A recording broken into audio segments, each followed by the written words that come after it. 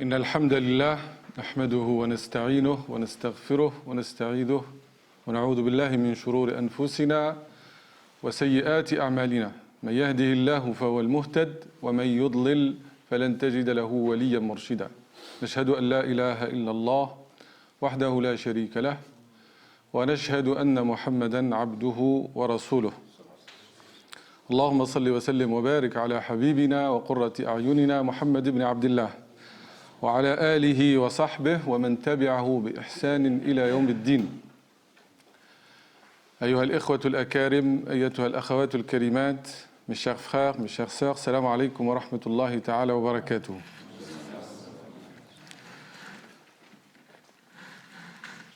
C'est une belle rencontre, celle qui consiste à se réunir pour écouter la récitation des versets coraniques, à les méditer, à les comprendre. Je pense que le temps passé à étudier, à comprendre le Coran d'aujourd'hui, de nos jours, c'est un jour béni parce que il est passé dans la lecture d'un livre béni. Allah subhanahu wa ta'ala يقول عن القرآن الكريم كتاب أنزلناه إليك مبارك ليدبروا آياته وليتذكر أولو الألباب. Donc ce livre qui est le Coran, c'est un livre qui a été révélé au prophète sallallahu alayhi wa sallam comme une bénédiction afin de le méditer, de le comprendre et afin que les gens doués d'intelligence réfléchissent. Rien que la lecture du Coran mérite qu'on passe toute notre vie à le lire, à le comprendre. Une vie passée dans la méditation du Coran, ce n'est pas une vie perdue. Parce que les gens du Coran, Ahlu al-Qur'an, hum Ahlullah. Ceux qui prennent soin de ce livre, lui donnent de l'importance, se réunissent pour le lire et le comprendre, ont beaucoup de mérite. Rien que ce hadith du prophète sallallahu alayhi wa sallam, ما اجتمع قوم في بيت من بيوت الله يتلون كتاب الله. À chaque fois qu'un groupe de croyants se réunit dans une demeure, dans une maison de Dieu, ils ont trois mérites et avantages. ما اجتمع قوم في بيت من بيوت الله. Se réunissent pourquoi? يتلون كتاب الله, pour la récitation du livre d'Allah. ويتدارسونه فيما بينهم, et pour l'étudier entre eux. إلا حفتهم الملائكة, sans que les anges ne les entourent. À la lecture, à la méditation du Coran, les anges entourent l'assemblée. وغشيتهم الرحمة. Donc la miséricorde, elle les couvre. ونزلت عليهم السكينة. Et la sérénité descend sur les cœurs. Tout ça, c'est un bénéfice de la lecture et des assemblées de Coran al-Karim. Et il est rapporté qu'un homme a lu Surat al-Kahf, celle qu'on va étudier aujourd'hui, de nuit. Il avait un cheval qui était attaché avec 2 cordes. Et à chaque fois, il lit les versets, il voit un nuage qui s'approche et le cheval qui s'agite. Plus il lit, plus le nuage s'approche et le cheval veut s'enfuir. Jusqu'au matin, il va voir le prophète sallallahu alayhi wa sallam pour lui décrire qu'est-ce qui s'est passé la nuit. Et les compagnons du prophète sallallahu alayhi wa sallam, vous les reconnaissez ainsi. Quand le prophète passait entre les maisons, ils entendaient ses compagnons de nuit lire al-Qur'an al-Karim. Donc le prophète lui a dit إنها السكينة تنزلت مع القرآن. C'est la sérénité qui est descendue avec le Coran.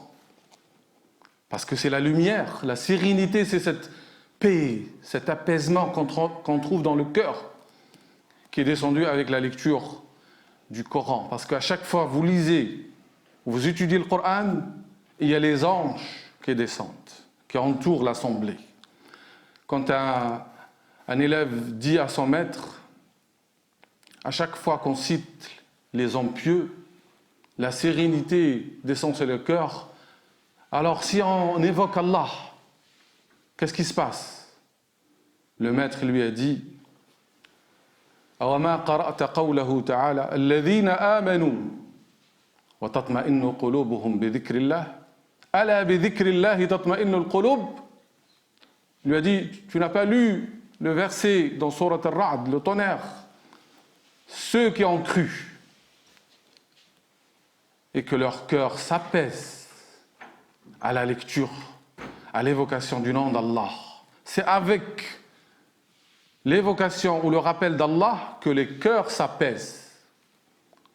La lecture du Coran, la parole d'Allah, le dhikr en général est source de paix, de bonheur.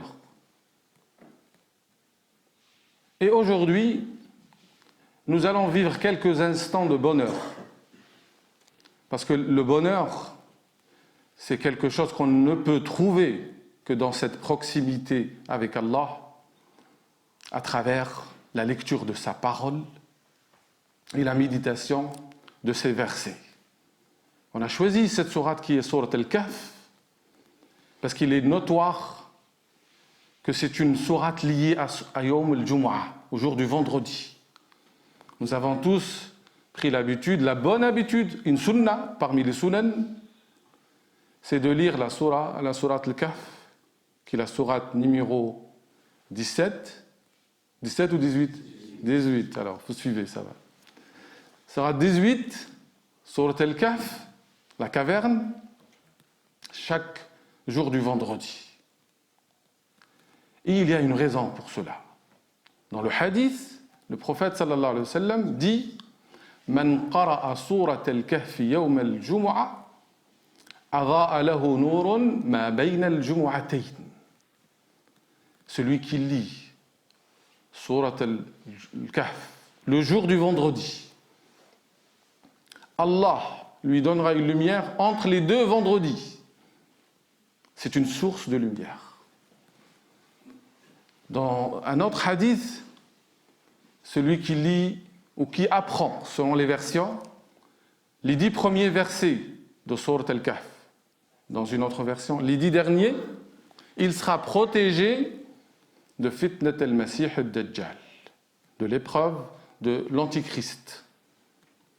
La question qu'on se pose, quelle est la relation entre la lecture de cette sourate et la protection contre Al-Masih al-Dajjal, le faux Messie ou l'Antichrist?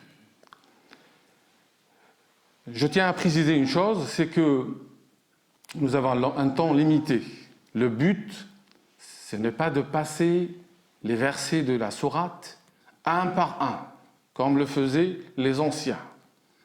Mais le but, c'est de faire connaître cette méthodologie nouvelle qui est l'exégèse thématique. Les anciens, comme Tafsir ibn Kathir, le Qurtubi, Al-Razi et d'autres, s'intéressent au verset par verset.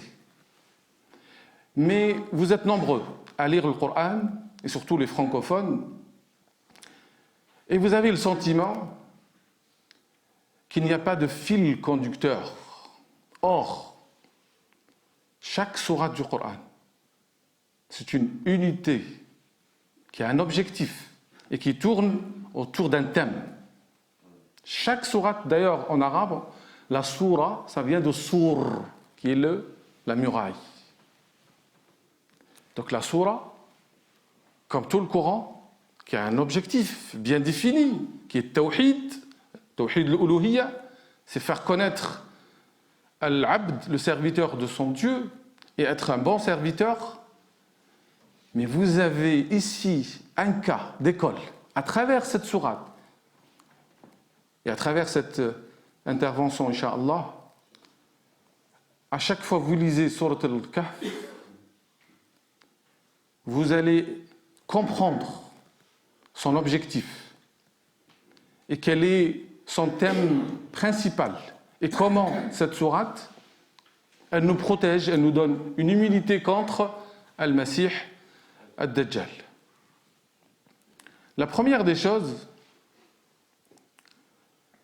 qu'il faut savoir, que dans cette sourate, il est relaté 4 récits. Et le principal récit, c'est celui des gens de la caverne. D'ailleurs, la sourate, elle a été appelée ainsi par rapport à ce récit. Ahl al-Kahf, les gens de la caverne. Et on rapporte, donc Ibn Ishaq, celui qui a écrit la sira du prophète sallallahu alayhi wa sallam, une des célèbres biographies du prophète sallallahu alayhi wa sallam, rapporte que Quraysh a envoyé 2 notables à Yathrib. À l'époque, Yathrib, c'est Médine, qui est devenue par la suite la ville du prophète sallallahu alayhi wa sallam. Ils ont envoyé 2 ennemis farouches au prophète sallallahu alayhi wa sallam, qui sont An-Nadhr ibn Harith et Uqba ibn Mu'ayt. 2 ennemis du prophète sallallahu alayhi wa sallam, ils sont allés voir les rabbins juifs pour leur poser des questions sur le prophète et savoir est-ce que c'est un messager véridique ou pas. Donc c'est une sourate mécoise. Et ceux qui disent certains versets sont médinois, ça c'est faible. Toute la sourate, elle est mécoise. D'ailleurs, Abdullah ibn Mas'ud, qui s'est converti à la Mecque, il dit c'est parmi les sourates, les premières sourates qu'il a appris, avec Surat al-Isra, celle qui est avant, et Surat Maryam, celle qui est après.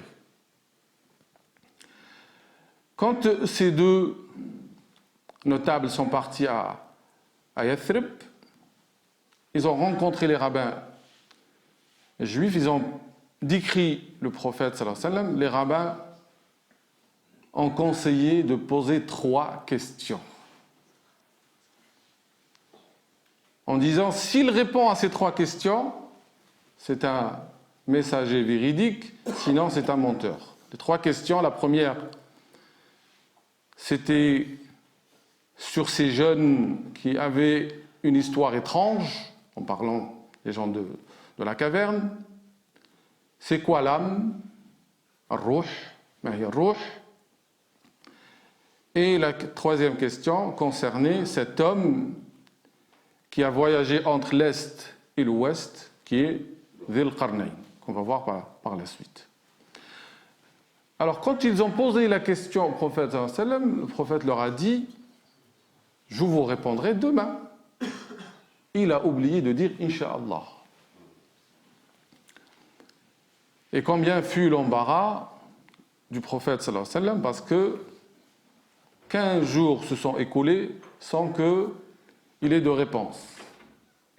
Et il était sujet, bien sûr, de moqueries de la part des Qurayshites. 15e jour, donc Jibril va lui amener la révélation coranique avec Surat al-Kahf pour répondre à leurs 3 questions. Et puis celle de l'âme, elle est dans Surat al-Isra.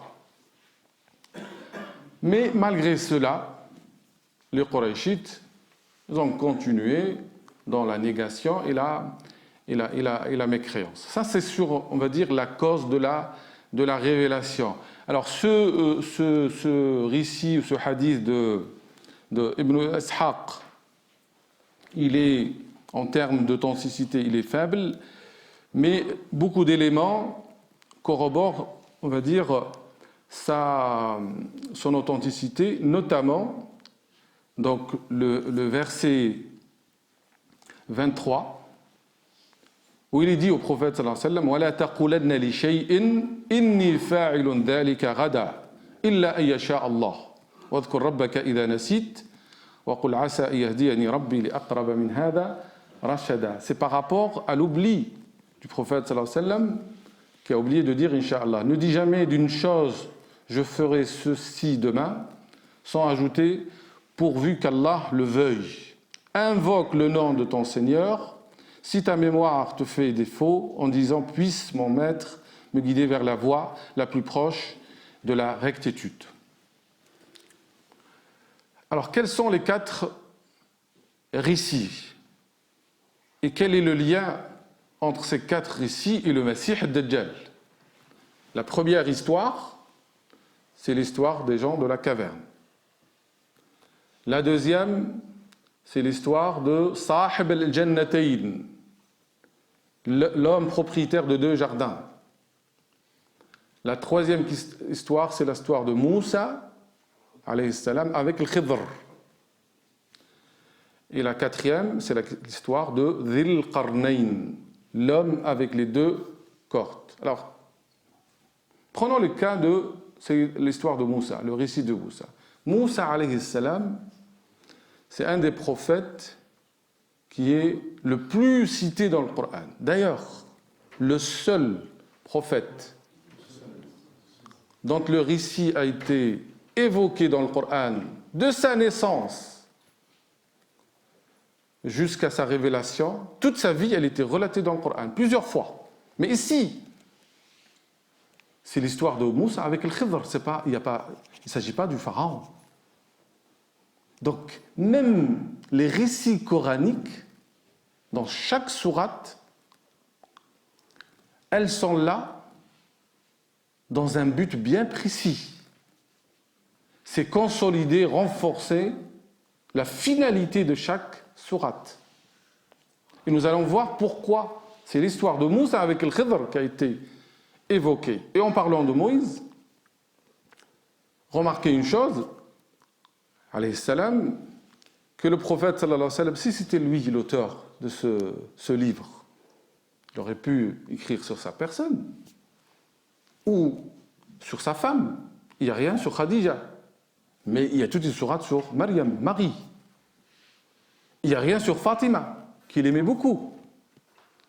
Et pourtant, il est question de la femme du pharaon, qui était une femme croyante et pieuse. Donc vous voyez que ce livre, déjà, porte en lui des merveilles, des choses étonnantes. Quelqu'un qui, même s'il n'est pas musulman, il doit se poser des questions. Alors, en résumé, parce que on veut économiser un peu de temps, on va évoquer rapidement les 4 récits, les 4 histoires, et puis voir le lien. Bien sûr, je compte sur vous par la suite de prendre le temps d'aller plus loin. L'intervention d'aujourd'hui ne va pas répondre à toutes les questions, loin de là, mais j'espère qu'elle va apaiser certaines questions pour soulever d'autres. Et c'est ça le but. Le but, c'est d'être toujours dans une recherche perpétuelle. Et que l'enfant qui sommeille en nous se réveille pour poser des questions, mais des bonnes questions. Parce que souvent, quand on veut connaître plus sur les récits coraniques, qu'est-ce qu'on veut savoir? Les dates, les lieux. Mais vous avez remarqué que dans pas mal de récits qui peuvent être très très précis sur certains éléments, comme par exemple dans l'histoire des gens de la caverne, le nombre d'années qu'ils ont séjourné dans la caverne, mais vous n'avez pas le lieu. Vous ne savez rien sur le roi qui les a pourchassés. Parce que ce qui compte, c'est les enseignements, l'ibra, dars. Qu'est-ce qu'on doit retenir? Ce n'est pas seulement chercher à polémiquer sur certains détails et finalement oublier le but pour lequel le récit ou l'histoire a été évoquée. Alors, l'histoire des gens de la caverne, Ahl al-Kahf. Le Coran al-Karim, déjà, il nous dit « Innahum fityatun amanu bi rabbihim wa zidnahum huda » Des jeunes gens qui avaient la foi, la vraie foi. وَرَبَطْنَا على قلوبهم إذ قاموا فقالوا ربنا رب السماوات والأرض. Et on a fortifié leur cœur. Les vrais croyants, Allah leur donne une force dans le cœur et une force d'amour entre eux. Quand la foi est portée sincèrement sur l'amour d'Allah subhanahu wa ta'ala, certainement il y a un amour venant de Dieu et qui se propage entre les cœurs des croyants. Inna alladhina amanu wa amilu salihat sayaj'alu lahum ar-rahman wudda. Ceux qui croient font des bonnes œuvres. Ne passez pas rapidement ceux qui croient, qui ont la foi. Souvent on dit, on a la foi et on fait des bonnes œuvres. Mais si c'était la bonne foi et les bonnes œuvres, il y a forcément affection et amour venant de la part d'Allah et entre les croyants. Ces jeunes ont accepté, ont pris le risque d'abandonner le confort de chez eux. Ils étaient apparemment des fils de notables, riches. Pour sauver leur foi, ils se sont abrités dans la caverne. Pour dire une chose, que ta religion, ta foi, c'est la chose la plus précieuse que tu possèdes. Et pour leur foi, parce qu'ils risquaient de perdre leur foi, ils ont quitté leur famille et ils ont cherché abri dans la caverne. Là où ils vont séjourner 309 ans. Selon le calendrier solaire, c'est 300 ans. Et selon le calendrier lunaire, c'est 309. Un chercheur disait que un athée lui disait « Mais vous dites 309, ça c'est une fiction. Comment vous pouvez avancer que des personnes ont pu rester dans une caverne 309 ans ?» Il dit, j'ai réfléchi à sa question et j'ai pris les versets. Il dit par la grâce d'Allah subhanahu wa ta'ala, le premier verset où il est dit, donc c'est à partir du verset 9 qu'Allah relate leur histoire, et c'est à partir donc نحن نقص عليك نبأهم بالحق إنهم فتة آمنوا بربهم وزدناهم هدى. Et juste avant, ثم بعثناهم لنعلم أي الحزبين أحصى لما لبثوا أمدا. Verset 12. Puis nous les avons réveillés afin de reconnaître lequel des deux parties, ceux qui se disputaient à leur sujet, a le mieux évalué la durée de leur séjour. Labithu ici, on peut le traduire, 6 journées. Combien ils ont séjourné? Le verset 12, il a pris ce mot, labithu, il a compté tous les mots. 1, c'est labithu, donc séjourné, jusqu'au verset qui évoque le nombre, c'est-à-dire 25. وَلَبِثُوا فِي كَهْفِهِمْ 300 سِنِينَ وَازْدَادُوا 9. En fait, ces jeunes gens sont demeurés dans leur caverne 300 ans, auxquels s'ajoutent 9 autres. C'est quoi s'ajoute? C'est-à-dire, si vous comptez selon le calendrier solaire, c'est 300 ans. Si vous comptez selon le calendrier lunaire, c'est 309. Et il a été émerveillé de voir qu'à partir du mot labithu, dans le 12, verset 12, jusqu'au labithu, dans le verset 25, il y avait 309 mots. Exactement. Plus que ça, 300 mi'a, c'est 100. Au mot mi'a, il a trouvé 300. Donc si ce n'était pas un livre révélé de la part d'Allah subhanahu wa ta'ala, vous ne trouvez pas cette rigueur,